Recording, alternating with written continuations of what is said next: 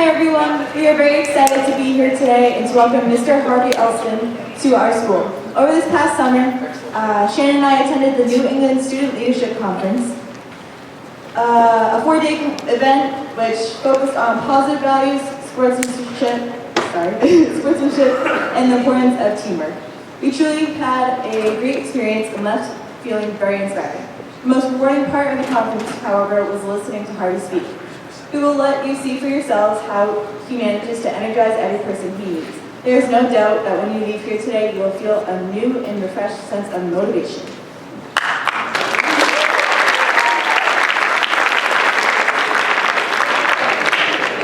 Hi everyone. Like Aaron said, we are just incredibly grateful for the opportunity to welcome Harvey to our community. Upon hearing him speak over the summer, we both immediately hoped to bring his message back to Triton.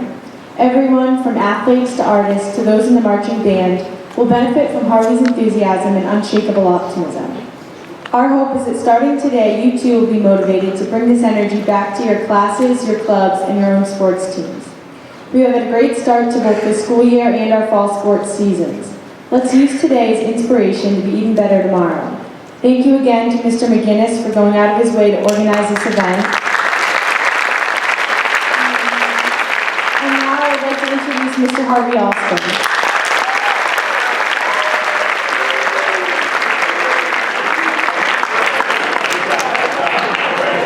Hey! Hey, turn the lights back up for a minute, man. I don't want to be in the dark. There you go. That's why I'm going to be able to see me. How's everybody today?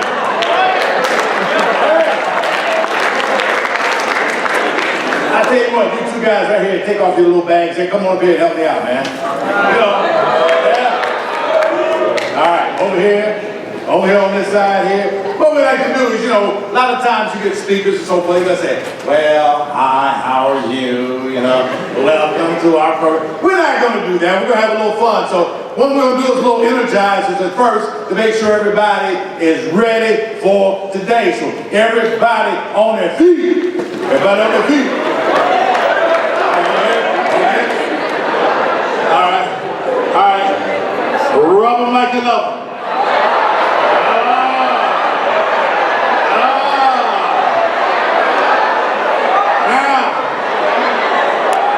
Now, little chop. Do a little chop. Chop. All right, turn it around. Return the favor. I love this because we do this in all of our little student leadership programs. It's called the roller coaster. Yeah. So from where you are, you don't have to stand up, from where you are, if you've ever been on a roller coaster ride, you know that when they first get you in there, they strap you down. So reach up and grab your safety bar, pull it down.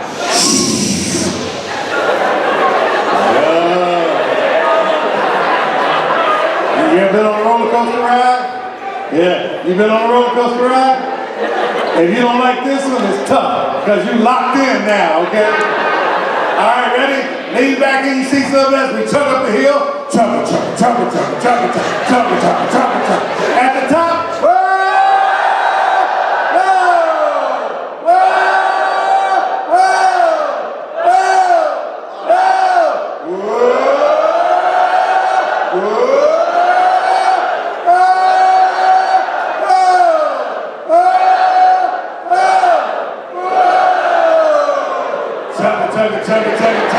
Not till getting off, didn't you? Chug.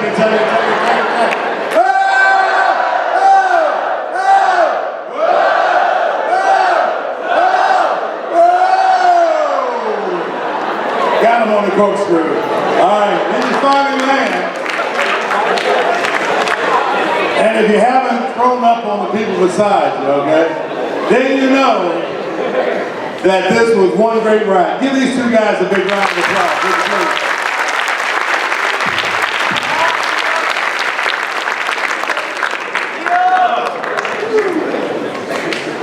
And the reason I like this little exercise, a roller coaster ride, because your life is like that. When you were first born, this pretty little beautiful baby that you were, your parents loved you. Oh, yes, they did. They thought you were the greatest thing in the world. And they would show little pictures of you with a little spittle coming out your mouth. And they said, that's my baby. And people would look at the pictures and go, oh my God, where'd you get that baby from? And then what we do, we lock you in and strap you in your little seats. Some of you will put helmets on.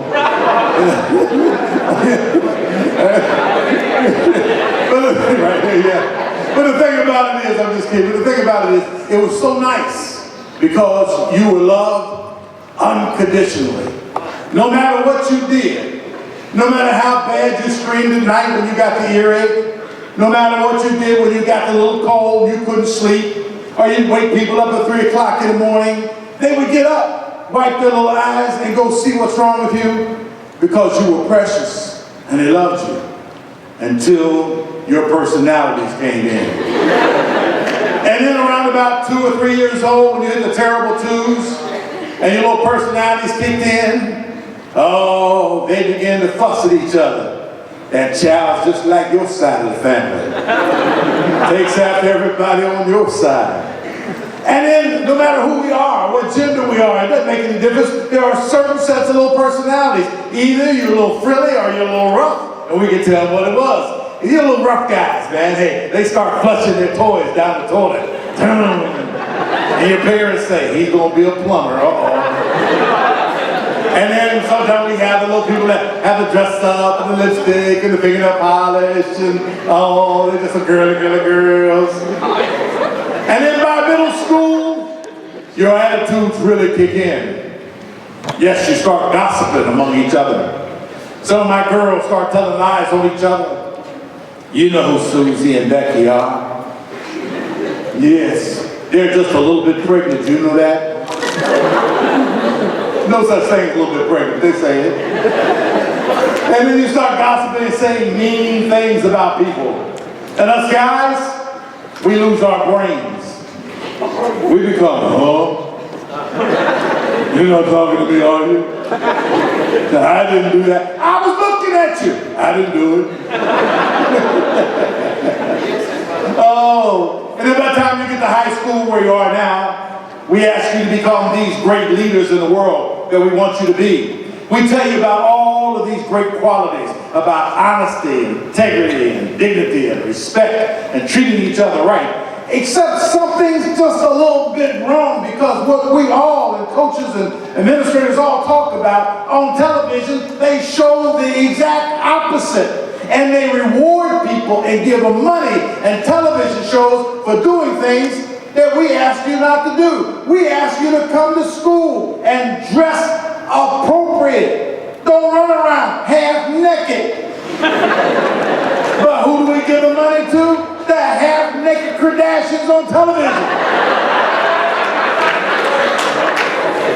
Got every kind of show out there.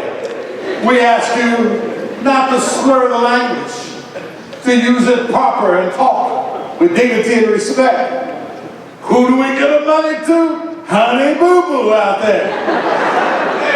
If you do drugs and you have a dysfunctional family, you get a reality show. And that's contrary to what we're saying to you in life. And so it becomes confusing for us. Because on the one hand, we give people money and big homes and cars for doing things that are crazy, and we ask you to do what's right. And that's contrary to what's on television. People want to know what heroes are. And I do elementary programs sometimes. And elementary kids are so wonderful. They don't come in the auditorium like you do and sit and be so nice, which I want to congratulate you on your behavior. No, elementary kids, they stay in the cafeteria. And you mop the floors and you sit them down. And they're sitting on the floor squiggling on that damp, wet floor. And they got little owls that you make for them. You ask the little kids questions, and they got their fingers up their nostrils, and they're trying to talk to you. You say, hi, children. Because you talk to elementary kids like that. How are you today? Don't look at me like you don't remember. It was just yesterday from you. If you're happy and you know it, clap your hands. See, you remember. And there they are on the floor. And I asked the little kids, I said, does anybody know what a hero is? And the little girl said, yes, Mr. Alston, that's Spider-Man and Superman. And I'm going, no. Anybody know what a hero is? Little boy, sit over here. Yeah, man, Ocho Cinco. I said, shut up, boy. Ocho Cinco. Crazy. But every now and then, there's this person inside you, and they're in there, that is intelligent and rises to the moment. And this one little girl raised her hand. She said, Mr. Alston, I think I know. And I said, well, tell me, sweetheart. She said, a hero is somebody that helps somebody. Somebody that makes a difference in somebody's life. And I said, whoa, you don't expect to hear that kind of profound statement from a little child. Whoa, somebody that helps somebody. Somebody that makes a difference in somebody's life. And you're absolutely right. Before we started the program here, you heard the accolades not only about the coaches and their dedication for time, but let's even move that outside that realm. We have a staff here, and I got a chance to see some of them this morning and shake their hands, of people who are dedicated to the profession of teaching. Now, some of them, may get on your nerves. Some of them may fuss at you all the time. How come you got your hat on? Where's your homework? How come you haven't done that? When they do that, that means they still care. See, I go to thousands of schools, and I've been in schools that people don't care about the kids. They don't care if you come to school, don't care if you're absent, wouldn't care if you fail or pass or anything. Stop even talking to you in the halls. But I didn't see that here. I saw a sense of caring for you. They'll be here when you walk across that stage and get your diploma, and some of them will be just as proud of you as if they were your own children. And why? Because they do care. And I'm talking about the entire staff today. If you take the leadership of our principal here, one who will allow us to take away from school time and bring all the students to a program like this to have a student leadership conference, my compliments to the administration and the principals who allow that to happen. Because a lot of people won't step outside and don't know our school's running smooth, don't want to disrupt anything, don't want to change the schedules, teachers going to be mad. No, they care. So if you have a group that cares about you, and I guarantee you they do, they are in the business of helping you, in the business of saving lives, let's show our appreciation today, not only for our coaches, but for everybody.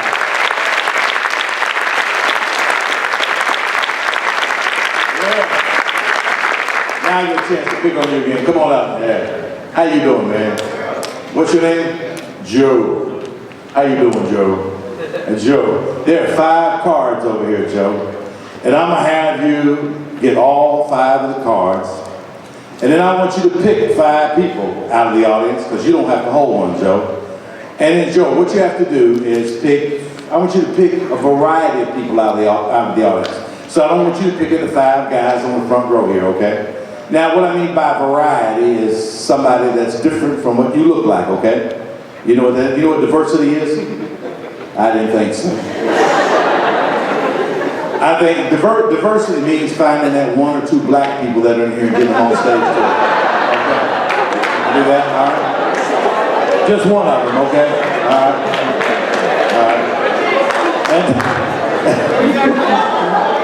I know. That's a shame, isn't it? And then you have one person of Asian descent, okay? You can find that one in here too. All right. Go ahead. Give me the 5 cards. Maybe they have to raise their hand so you know who they are. Okay. Did he pick you? All right. Take a card and go up on stage. Go up on stage, man. Well, you don't have any girls yet? You don't like girls, man? Yeah. Where's Brenda? Don't call names, man. Be polite.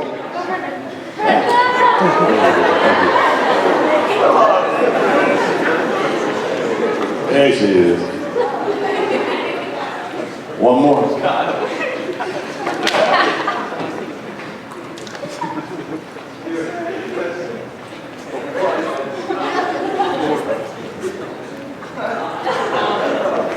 You know, if you pick them, they won't like you anymore. You know that? All right. Go ahead and have a seat. Let's give Joe a big round of applause. Come on over here. Now, nobody from the audience shout out anything because, you see, this is what we call the intelligence test for high school. I give the 5 kids in the elementary school the same 5 cards, and elementary kids, by now, have it figured out what I'd like elementary kids to do with no help from the audience whatsoever. You go in the front. There you go. See that? Give them a round of applause.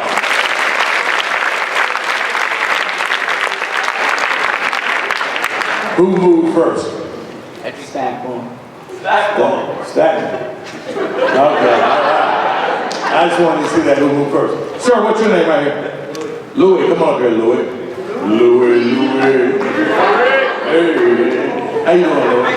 Handsome young man, Louis. Huh? All right, Louis.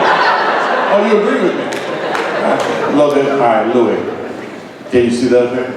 What does that spell, Louis? Happy. That's the sorriest happy anybody has ever said, Louis. I mean, we got a game Friday night, and you go out there, let's win. Come on, team.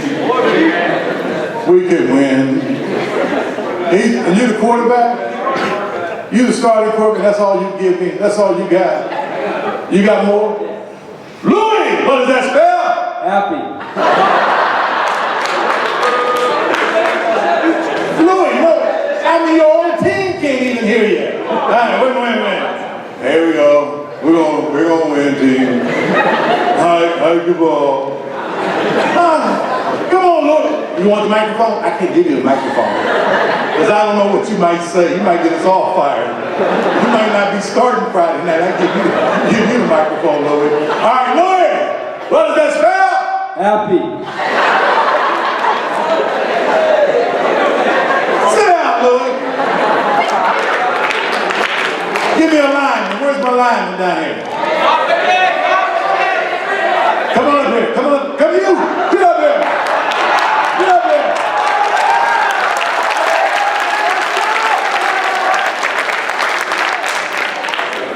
I picked you because I know being a lineman, you know how to say the word happy with enthusiasm. What's your name? John. Say the word happy. Happy. Now, that's all right, because the captain's got some work to do, man. You got some work to do here. You got to get people fired up. A real leader stands out in front, is not embarrassed about their voice, is not embarrassed about shouting out, not trying to look cool every day, but man, standing up and saying what this spells. Watch my audience. What does this spell? Now that's what I'm talking about. You all have set the example of what leadership is about. Now I'm going to give you the formula right here of what true leadership is about. My first letter, sir, the H. Turn it around. It stands for the heart. Say it again. Heart. Whatever you do. That's what you got heart. Yeah. Whatever you do it because you are in love with it. Pick a career, job, a sports, an activity. Don't join anything just to be among the crowd. Yeah, like I think I'll join the band this year. Yeah, they don't play very much. I give me one of them instruments and sit in the back in the third row and fake it. No, that's not why you join. You join because you have a love of music, because you want to play. You'll be out there practicing when everybody else is not practicing, because I like what I'm doing.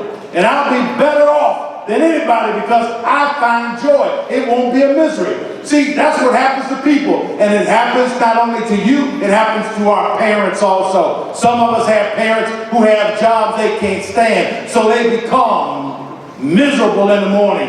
They wake up with that 9-liter coffee mug, walking through the house talking about, oh, if I had told you to go to bed on time last night, you wouldn't have no problems getting up this morning. But you want me to feed you, be your alarm clock. You know if you miss that bus, I'm not taking you to school, huh? What do you think? I had a taxi cab written on the top of my car and clean up your room while you at it. How many have parents like that? Whoa. Put your hands back down. How many of them have parents that wake up in the morning, your parents go, oh, how right, oh, here we go. We're off to school. Good day. Anybody got parents like that? Drug test them.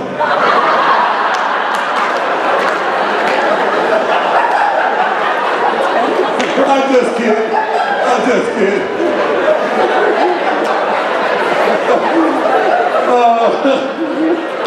Oh man. The thing about it is, you find so few people who are happy in the morning. The ones that you find who have this inner happiness, you're really scared about them because they love doing things with all their heart. When you do a job with all of your heart, you'll never work another day in your life. You'll wake up excited about the world. When it's raining outside, you'll see not just rain, but you'll see something with water that refreshes the air and renews the earth. You won't see the lightning and thundering. And why? Because I enjoy my life.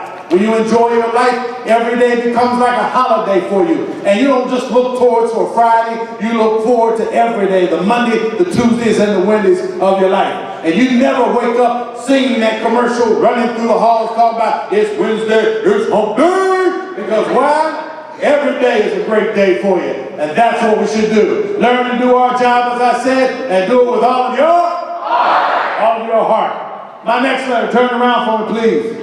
A stands for? Attitude. How many of you know of somebody in this auditorium right now who has that bad attitude? Don't point at her! I caught you! She leaned across 3 people and pointed at somebody. Oh my gosh! How pitiful, huh? No. If you think you have a bad attitude now, you wait. Because it doesn't get better not unless you work on improving it. When you are young and you have a bad attitude, you get to be an old person with a bad, and there's nothing like an old person with a bad attitude. I saw this woman one time in the workplace. She was in there by herself. I went in, I said, hey, hey, hey. How you doing today? She said, oh, I haven't been feeling well. I think I got that cold that was going around, and I can't hardly breathe. I've got phlegm. I was 2 feet from her, as close as I am to you, and she said, big old noogie came up in her mouth. Looked like a big wad of banana pudding with little raisins chopped up in it. She chewed on that hawker like it was bubble gum. I wanted to ask her another question. I couldn't. Because right then, she swallowed it. Oh. I know you don't want to be around anybody like that, do you? No, I know you don't. My next card, turn around for me, please. P stands for? Pride. Today, I got a tour of your school and a lesson on how the building looked before we started developing some pride and painting the tunnels and putting a new coat of paint on them and then putting up the Hall of Fame, which is new for your school, with the pictures of former athletes and people who've done great things here that have graduated from here. I all got to see the wordage and signeries that some students took their time and loved to paint on the walls as we developed pride. Another thing that I saw too, this building is not a new building. It is relatively an old building as far as schools are concerned. But if you walk through the cafeteria and the hallways, you can see that the people that here, the maintenance and the custodial, try to do their best to make it clean and nice for you. And I didn't see a lot of paper or anything on the floors, and I didn't see any writings on the walls, which means somebody's taking the time to say, our student body is great here. You can get a sense of what the students are like from walking in the door of a school and seeing the faces of the people who first greet you. That's what pride is about. And then some of our young men here who have their jerseys or their sweatshirts with the names and so forth of the school. It tells me that you have pride in your school, that you not only wear it to school, but you wear it when you go home, that you stand tall and you're proud to be a member here. All of that is great. That's what pride is about. But pride even goes further. Pride means that I'm going to do my homework better than anybody else. I may not be as smart as you, but I'm going to work to make sure there are no mistakes when I turn it in, because when I sign my name to it, that's my signature, and I don't want to have my signature on junk. When I go out here for my team and I go to practice, if I'm at my basketball game and practice, Mr. Boyle asks me to do sprints and run and touch the wall, I'm not going to look around to see if he's looking at me and barely touch the wall or turn around too quickly a step or too short, because I not only have cheated myself, I cheated my team, because I didn't go all the way in giving it that little extra in order to touch that wall on a wind sprint. And maybe I don't see the function in the wind sprint today, but in that championship game, when I have to run from one end of the court to the other, I will appreciate the fact that I have the lung capacity to do so and won't let my team down. That's what it's about. That's what pride will do for you. It'll make you run that extra mile. It'll give you that energy to do stuff when nobody else will do it. That's what makes a winner in life. Pride. Pride is an acronym. Stand forward a little bit for me, dear. Come on, right here. It means that I am personally responsible in developing excellence. I'm going to say it again for you. That I am personally responsible in developing excellence. Each and every day, taking whatever I do and bam, taking it up another notch. And that's what we do. Not all of us here are going to be great at everything we do, but we can outdo somebody, outwork them, outsmart them each and every day if we participate in that word pride right there and stepping it up another notch. So what do we want to do? We want to build. Pride. Say it again. We want to build. Pride. Absolutely. My next letter, turn around for me, please. P stands for? People. Well, we say we like people, but in honesty, we really don't like people. We don't. Isn't it amazing? We put just the 5 of you in a room together and y'all be fussing about something eventually, and it'll be about nothing. Do you realize that biologically, no matter what we look like, all of us here together are 97% just alike? 97% just alike. Our functions, our bodies, how we live. We all have to have air. We need water. We need nutrients to live, you know? This is who we are. We want to be appreciated, loved for who we are. But what do we fight about in this world? We fight about some very simple things. Color of skin, religious backgrounds, theologies. Not very much at all. So we look for the little things to fuss about. Let's change that today. I want you to wave your card across the entire audience. I'm going to give you this magical power. And I want you to make everybody the same shade of color. Wait a minute, get back over here. Okay. I didn't want to leave you out, you know. There you go. He almost got there, and he turned around. Yeah. All right, you ready? You not ready? Whoa. Well, let me tell you what you got to do first. You got to give everybody the same color of eyes. You can do whatever you want to. Don't tear up my card, okay? If you need to step down to do it. Wave your card. Give everybody the same color of eyes. I don't know what he's doing. Wah, wah, wah, wah, wah, wah, wah, wah, wah, wah, wah, wah, wah. Very good. You took it up another notch. I like that. Give him a round of applause.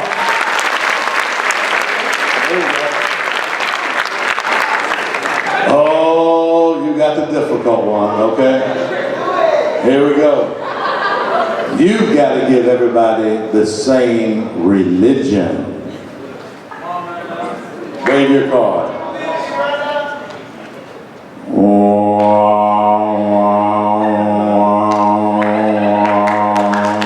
Very good, Brenda. Very good. And you have to make them understand that religion in the same way. Go ahead. Yeah, yeah. All right, very good. So let's go back over here. We gave everybody the same color up.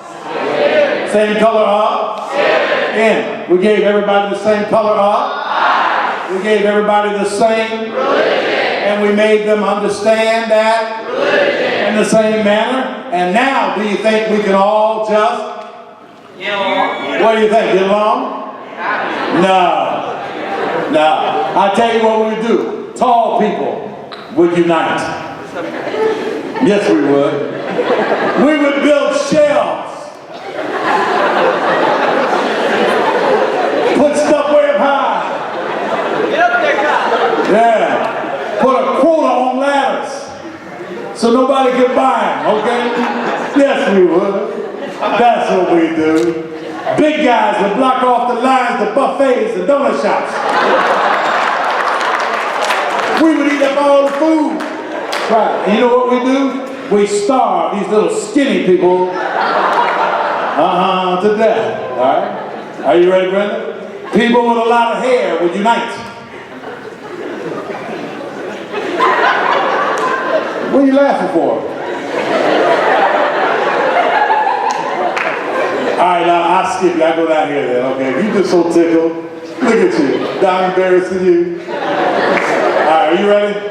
All right, here we go. People with a lot of hair would unite, and they would make fun of people who are?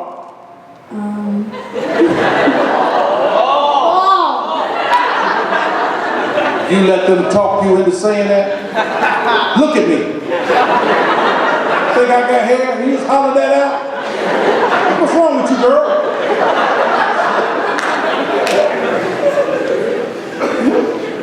Good job. What happens is that we fuss about the little things and we need to start looking at the bigger picture. America is the greatest country there is, and yet we let people divide us on a lot of these issues. If they divide us on these issues, they won't have to have an army or a force or ISIS, because we'll start destroying each other from within. Good teams don't lose because other good teams beat them up. Most of the time, good teams lose because they can't get along with each other. And so if we can get along with each other, 9 times out of 10, we will win and others will fail because we're willing to work hard for each other and willing to succeed. And that's what we need to do. My last card, turn around for me, sir. The Y stands for? You. You. I remember a time in my life traveling south to visit my grandmother in Tuscaloosa, Alabama. They had water fountains down here that, on my level, that said white only and colored only. Can you imagine as a young kid going somewhere to a town where people tell you, you can't drink from that water? They all had the same water because this was the white one and this is the colored people. Think of how it would make you mad. There's a lot of people from my generation who are still mad and hold hard feelings against a society that did that almost 50, 60 years ago. You know, I'm not like that. The world was different and it changes. Do we move forward? Yes, we do. We had the civil rights movement. You all have seen it on television. We had Martin Luther King, the civil rights marches. We moved forward. But yet, while we were moving forward and doing good things, last year we moved backwards with Ferguson, Missouri, with the shootings of people, Trayvon Martin. And then all of a sudden, racism is alive again when we thought maybe it was on its way out. I did a program some 20 years ago with a lady who was a Holocaust survivor. She was a Jewish child and had been incarcerated in the camps. And they had taken a branding iron and actually burned serial numbers on her arm. It happened. She stood there on stage and showed us the markings. Now, at this point, we had plastic surgery. She could have had them cosmetically removed or smoothed out, but she didn't want to because she wanted to remind people this is what people do to other people, or as what we call man's inhumanity to man. Yes, it happened. We got rid of Hitler. He no longer exists. And we moved forward. We started being peaceful, but now we have ISIS, Rwanda, Iraq, Iran, and even Russia's coming back again to threaten us about our home and our security. What are we going to do? We move forward, we move backwards. I look for a world that you can create, that we can change it at a time. I remember that there used to be a time when you could smoke cigarettes anywhere. Smoking in America, something as simple as smoking a cigarette, oh, that was institutionalized. All of our old heroes smoked. John Wayne smoked. The Marlboro Man was on a horse, smoked cigarettes. Clint Eastwood killed 4 or 5 people in a day, pull out an old big cigar and light it up. Women even smoked on television. People forgot that. They had these long cigarette holders, and they would just lean back and smoke and just have a joy. This was what our society was about. If you would ask me, will they ever take cigarette smoking out of bars and restaurants in America? I said, no, that's an institution. But one person started complaining, and then it started a movement. And in that movement, somebody said, you know, we researched and found out that secondhand smoke is just as dangerous as you smoked it yourself. And the movement started growing. The movement came about, and they started doing research that it caused cancer. And as that movement goes on, they started taking cigarette smoking out of restaurants and bars. And now you go around and we view people who smoke cigarettes differently. If you go to some of our office buildings, people who have to take a break and smoke cigarettes go out in the wintertime with hats and coats on, run around in the alley and look to see if anybody's looking, and smoke a cigarette like a crack addict. And why do they do that? Because now we no longer view cigarette smoking as a popular thing in this world. So if we don't view it as that, we can change it. Can we have a school here where you treat each other with dignity and respect? Can we have a senior class here that treats our freshmen and our younger people as if they're a part of the team, rather than trying to bully them as a tradition or say mean and cruel things? Try to help them with their homework, become a mentor program? Yes, we can. Can we have activities where nobody on the field or in the locker room says a curse word, profanity-free zones? Yes, we can. We can accomplish anything we want to because we are great. And in our greatness, we need to prove to the world that we are better than anybody else. And that is making the changes. But who's making the changes? It's not up to me. My generation has messed it up a lot. It's up to your generation. So who is it up to? You. Who is it up to? You. All right, let's find our formula of success again. Let's go back to it. Let's learn to do things and do it with all of our heart. Flip that heart around for me. Let's learn how to change and alter our attitude. Flip it around. Let's develop a sense of pride. Good. Let's learn how to get along with people. Good. Make an investment in you. Then you can be happy. Let's give them a big round of applause.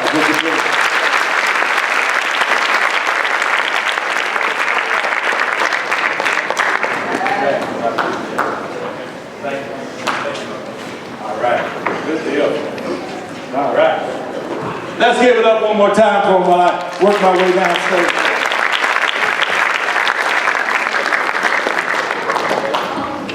This microphone bill is killing me. How you doing? What's your name? Devin. What grade you in? 9th grade? Come on up here, man. 9th grader. Devin. Hey. What position you play, man? Running back, so get over here on this side. There you go. Good. How you doing, man? Good. What, again, 9th grade, right? Hey, man, I like 9th graders. There's something that happens to young men your age. Testosterone. See people laughing? Well, testosterone, you take biology classes?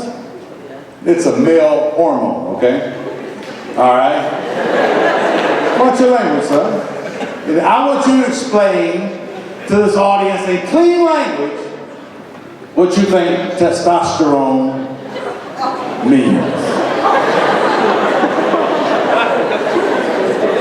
No, I told you in clean language. All right, you got clean language? Don't get us all fired here. All right, ready? Sex.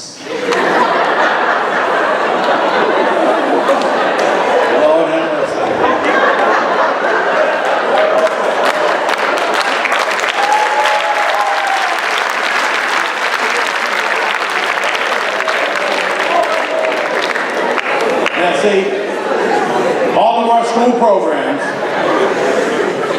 nobody's ever answered that question like that. I knew it might happen one day, and then I would be prepared for it.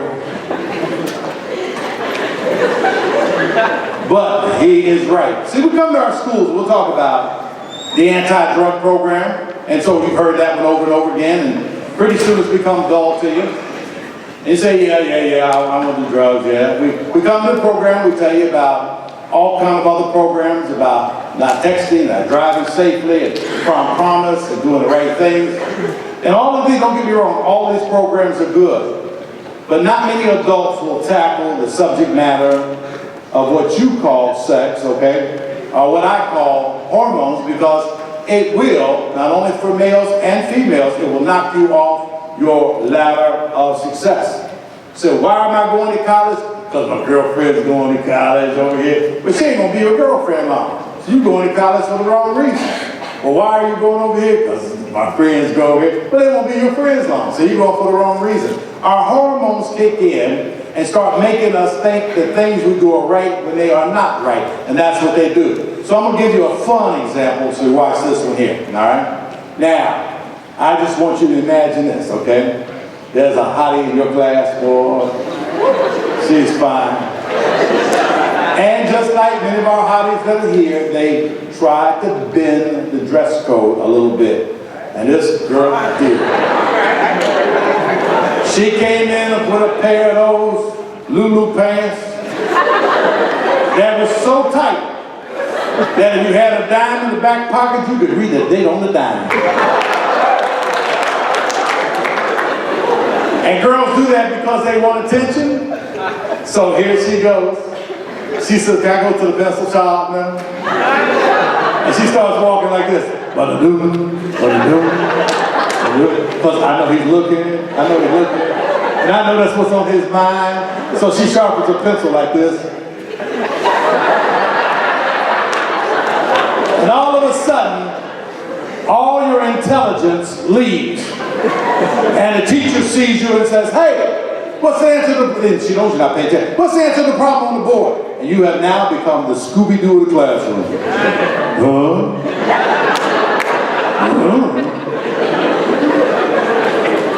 Watch this. I want you to think, don't call out any names. I want you to think of a very, very fine young lady. Got one on your mind? Got a few?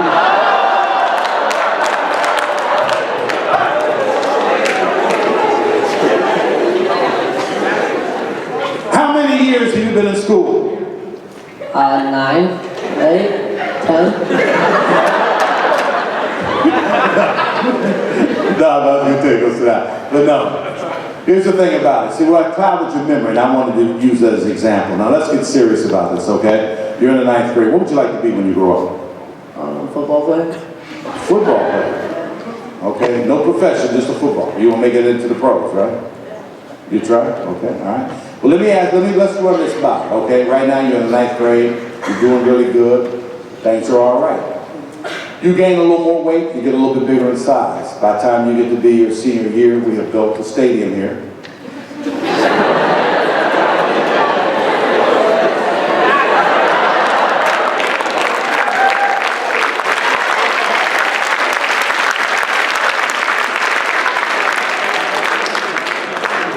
You become a star. You won't see that, huh? Friday Night Lights, okay? In the stadium. I'm just saying you won't see the stadium, okay? You'll be gone. And the thing about it is, you've gotten some size and you got your grades up. Schools are starting to look for you, but you know that schools are not looking not only for you as an athlete, but they're looking for the academician as well. Because in actuality, not unless you got a lot of money in one of these big colleges, they kind of split the scholarships. And I used to be a coach and a financial aid director at a university. So we'll give you a little bit of scholarship, a little bit of, some work aid money, kind of blended, athletic money, and now we've got you on our team and you're working as long as you keep your grades up. You keep your grades up and you're doing well. And then about your senior year in football, man, you think you're getting ready to go, and what happens to you is what happens to a lot of young men who go out for sports. There you are in a crucial game, you take a big hit, and now your ACLU's gone, your shoulder's gone, and your hopes of going in the NFL or any other league are shattered at that particular point. Now you have to rest on your academics. And because, listen up guys, it's important here, because you're an academic achiever, you can look at still staying in sports and taking some of those thousands of jobs that are out there in the sports field and still doing well. People like I know. Andre Tibbetts, who's in the front office of the New England Patriots. He's a Hall of Famer, but he doesn't play ball anymore.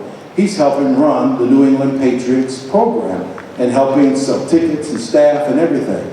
Mr. Aaron Kraft never played football. He's only about that tall, Mr. Kraft is, but a wonderful man who now is an owner of a team and has done really well and is the only stadium that's ever built on private money and didn't have to go to the public to do it. So you start looking at life and you're saying, what else? I could be a physical therapist and do physical injuries for the football players, rehabilitation. I could be a sports psychologist and dealing with the minds of people who've taken beatings and bumps and knocks on their heads to get them back in the right place where they need to be. There's a lot of things. I could be an announcer on television. I could do thousands of jobs that are out there that are related to sports and their memorabilia and make just as much money. I could be an agent even. So you see, you don't always have to be in that position yourself. But if you love football, you can still be in it. I love sports. I've coached, and look what I do now. I travel around the country and speak about leadership. I'm not on a football field. I'm too old for that. I'm not out here running down a basketball court. Too old for that. But look, I'm still with great athletes and people who are involved in activities in their schools every day. That's what we can do. So that's what I need you to do. So let me ask you this question. This past year, I'm talking about GPA average. How did you do in school? This year? Yeah. All right. All right. Hold on to that thought of all right, okay? Because I got something to show you here. Here it is. Let's talk about money. Money, money, money, money. Let's hold on to the end of that right there. Hold it right there. What's the minimum wage here? Oh, y'all are up a little bit. More than Ohio. $9. That's $9 right there. That's all it is, buddy. $9 an hour for you because you didn't get your grades up higher than they were supposed to. You didn't go to college. You stayed home. So, audience, where is he going to live? Home. What room is he going to have?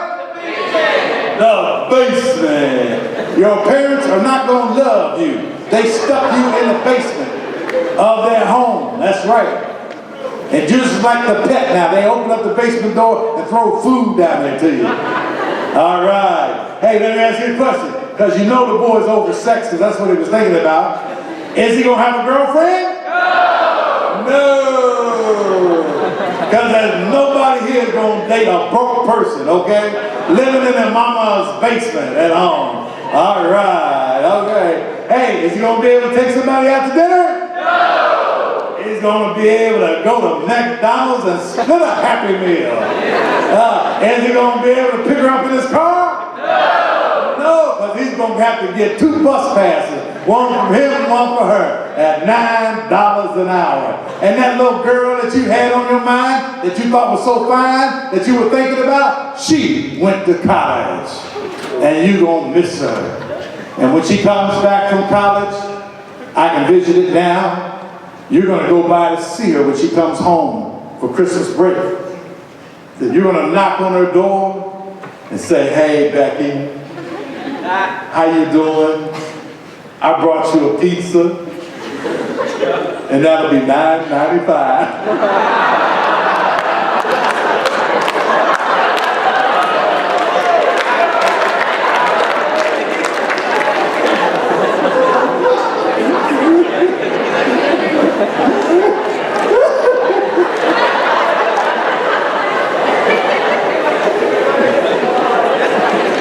Because you're now the pizza boy, okay?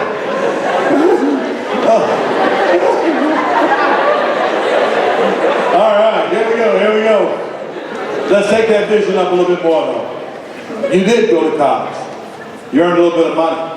Maybe you didn't go to the college that you thought you'd like to go to, but you went to one. Back it up a little bit, back it up. Some of our schools here may have started with a smaller college or a community college. And maybe you went to a community college first to get your grades up so you could go to a full 4-year college. But you still, because you didn't go out for sports in the community college, you still have 5 years of eligibility in your sport. Now you're a little older, a little stronger. You got your grades, you got your freshman year already taken out of community college, got good grades. You get picked up by a school Now they're looking at you because now they have a 5-year scholarship. 5 years of eligibility, 5 years of scholarship to play 4 years. Maybe you don't want to play your freshman year. Maybe you sit on the bench. You still got 4 more years of scholarship. You start working on your academics to keep your grades up. And next thing you know, here you are. You graduate in 4 years. But you still have a year to play on the sports team, even though you graduated with an undergraduate degree. You could take your graduate degree and play your senior year in sports and still do well. And you know what? You'll save tons of money because the average college or place is now close to $250,000 a year, backing on up a little bit more. $250,000 a year, 5 years, that's a little over $250,000, okay? $300,000, you walk away not owning, back it on up a little bit more. You walk away from college with a degree and not owing anybody a thing. Why? Because you had a plan. You put your mind to it. You learn how to be successful. Each and every one of us here start thinking about what we want to do and what we like to become. Now I know it's kind of odd for me to say that because some of you are in the 9th grade. We do have a couple middle school students here. But the thing about it is, it's never too late. Yeah, you may change your course in time because some of the jobs you apply for have not been invented yet. They will come along as new technology comes along. And you will have an opportunity to apply for those jobs. But if you don't have the grades up, sir, now, if you don't work on your academics now, and you don't do the best job that you possibly can, those doors will close on you, and you will not be able to walk through those doors at all because you decided that average was good enough, and average is not good enough and never will be, sir. Mediocrity does not have a place in this world, especially if you want to be in the professional field. Now, let's step up here again with me. If we were at home, my home, and you were my own son, and we were having this talk, I would tell you and put my arm on your shoulders like this and say, son, look, you got to get after it. Whatever dreams you have, whatever you have, you've got to work hard. I'm not going to accept C's and B's. I want you to dig down and find that other person that's inside you that I know is there, and I want you to step it up another notch. I want you to work on everything you possibly can to be successful. And then all of your dreams will come true. That's what I would tell you. Now let's look at the audience here. And I want you to tell me this from your heart. Last year, in school, not athletics, in school, could you have done a little bit better if you had tried a little harder? Yeah. Let's look at our audience. No matter what you do out there, let's ask them that same question. How many of us here could have done a little bit better last year if we tried a little harder? Put your hands back down. Can you imagine that 2 weeks ago, I spoke for an audience in Peoria, Illinois, the home of Caterpillar. The day that I arrived, they announced, this firm that makes tractors called Caterpillar, they announced they were going to lay off 3,100 people within a week. If this was my firm and they were Caterpillar employees and they all raised, I said, how many of you here could have done better working for me last year if you tried a little harder? And everybody raised their hands? I'd have fired all of them. You know, because I need you to be the best that you can be. I need you to dig down and find that better person inside you to give the best. If you're working for me or working for yourself, you can never let it rest until you give your best each and every day. That's how you become successful. And so, sir, that's the winning key. Do me a favor, because he was such a great young man, come up here and let me kind of have fun with him. Let us show our appreciation.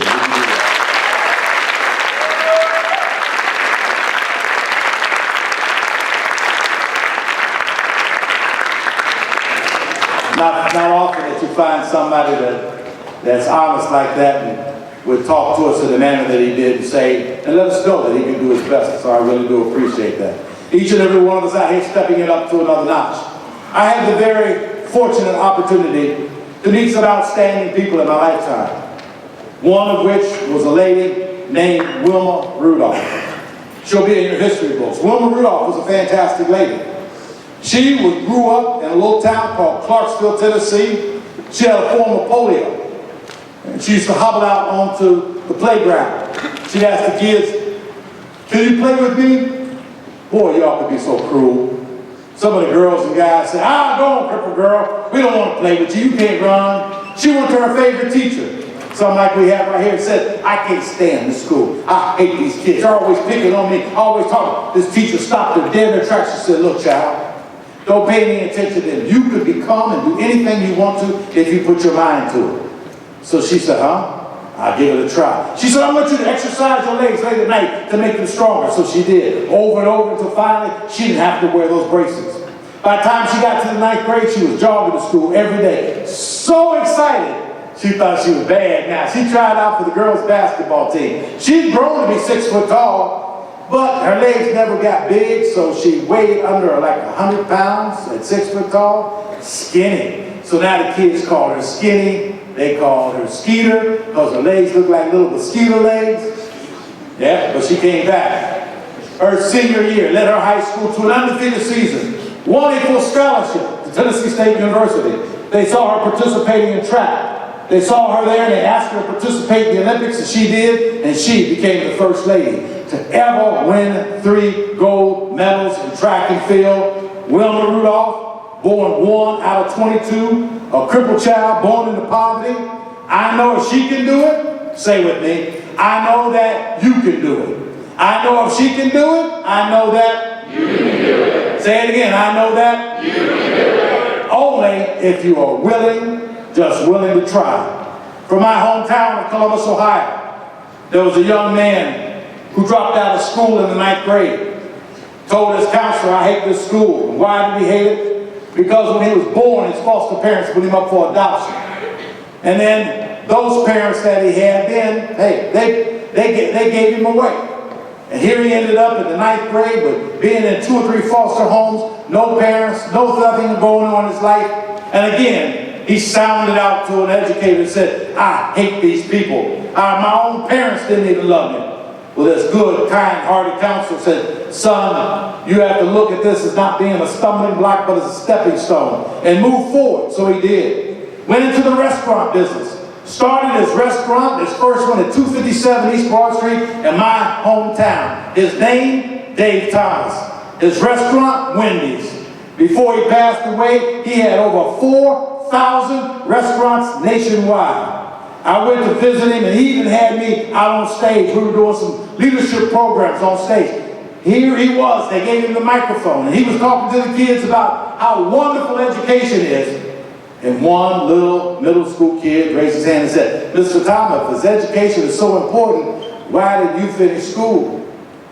And he couldn't talk at that time. He gave me the microphone. He said, I am going back to school. Now, here's a multimillionaire. He went back to school and got his GED, not for himself, but so he could be a leader and make an impact and talk to kids about the importance of staying focused in your life. Dave Thomas, a person who was born and didn't have parents, gave him away in foster home. His foster parents died. Made it in this world. So I know if he can do it, I know that you can do it. James Earl Jones went to school up in Michigan.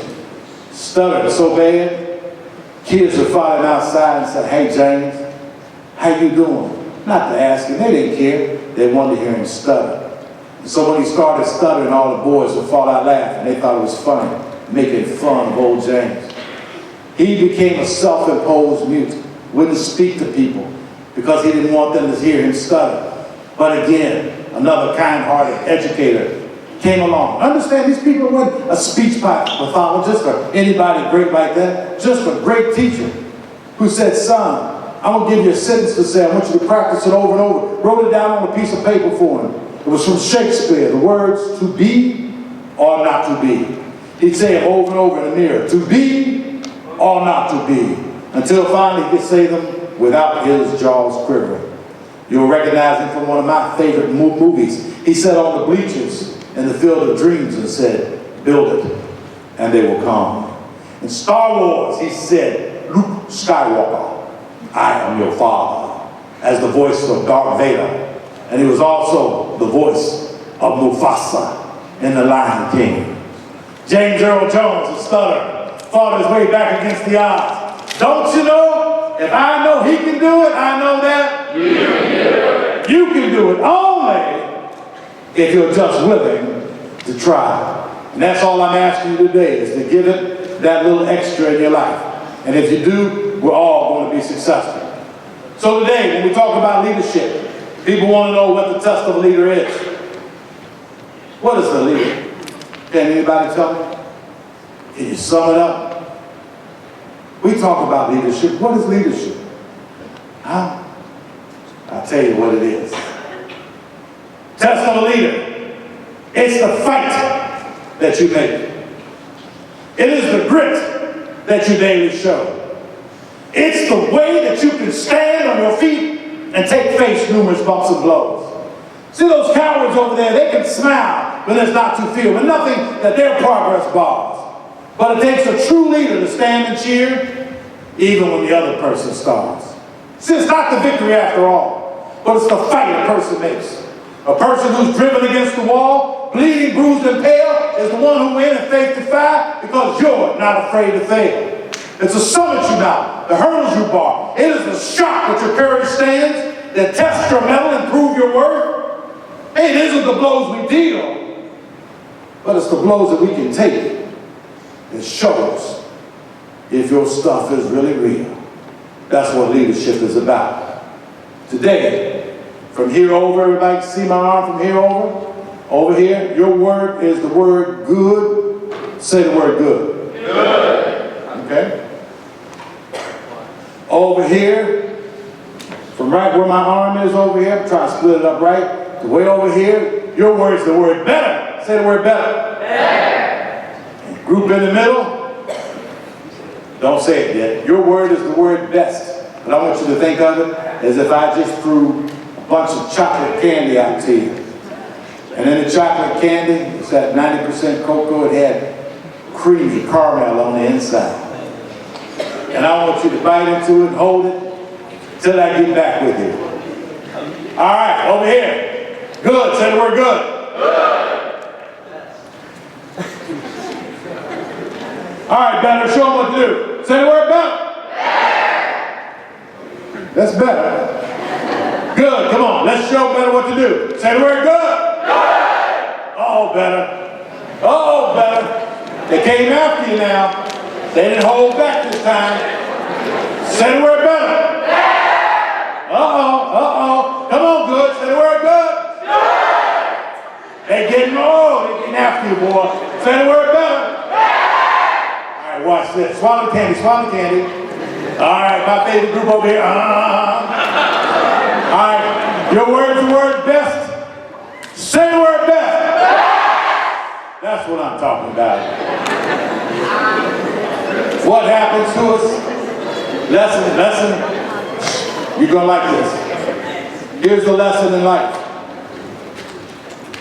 When I called you good, you allowed me to label you. And you didn't say a thing about it. You saw me call another group better, and then I rewarded the middle group for absolutely not doing a doggone thing. And so even though you wanted to shout, I took the wind right out of your sail and out of your voice by diminishing you. How many times has somebody told you, you're not pretty enough, you're not tall enough, you come from the wrong side of the tracks, you're not this, you're not smart enough, you're only, it's for me girls here, you're only a girl, huh? For the ones in front. How many times has somebody belittled you in front of somebody else and stole your joy bell? Over here, I told you that you were better. And you believed you were better. Every time they got louder, you got louder. When they got louder, you got louder. And why? Because you wanted to be better. Because I told you you were better. Over here, this group couldn't wait.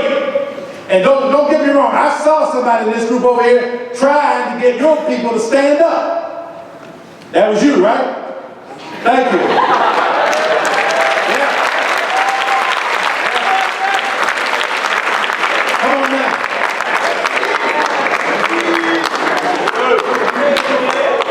That's right.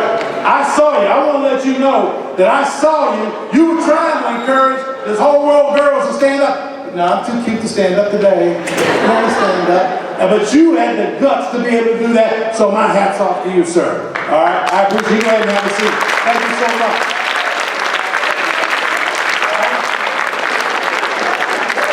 That's my man. But then after y'all swallowed the candy, what do? We got right back on track, and you guys blew it out the water. And why? Because you see, if we can lift up anybody in the schools, if we can take the person on our team who's not the best athletic team, not the smartest person on our team, not the greatest person in our activity, but lift them up to do a better job, they will make those that are better even better, and the better people will make you even the best. So we say good, better, best. Never let it rest till my good becomes better and my better becomes best. Let's say it. Good, better, best. Never let it rest until my becomes better and my better becomes best. That's what it's all about. Now, before I close out on this, and we're going to do a couple minutes, I want to leave a couple minutes for questions and answers, and then we got to turn the microphone, got to leave enough time for instructions from our staff here. But I want to tell you, I do a lot of programs, and I'm honored today to be in front of some of the finest students that I've seen. You all are absolutely good, you're perfect. I love each and every one of you for your enthusiasm. I wish you the best on your game Friday night. Yeah.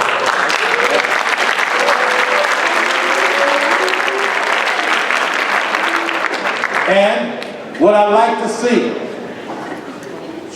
from my football team this year, where's my captain, these captains? Captains.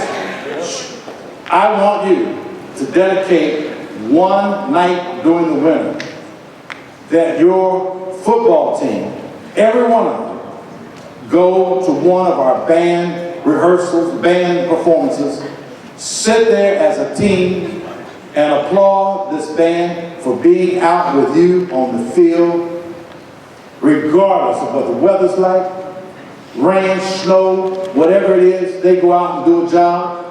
They support you, so we have to learn how to support each other. So as a challenge to my captains, to pick a night to support our band for doing a great job. Give it up for our band.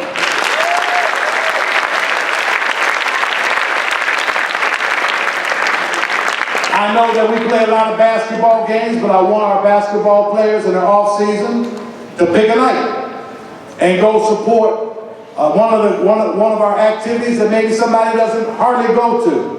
What about some of the other sports that people don't show for? Track. You go to basketball. Go to a lacrosse game. There. All I'm saying, hold on folks,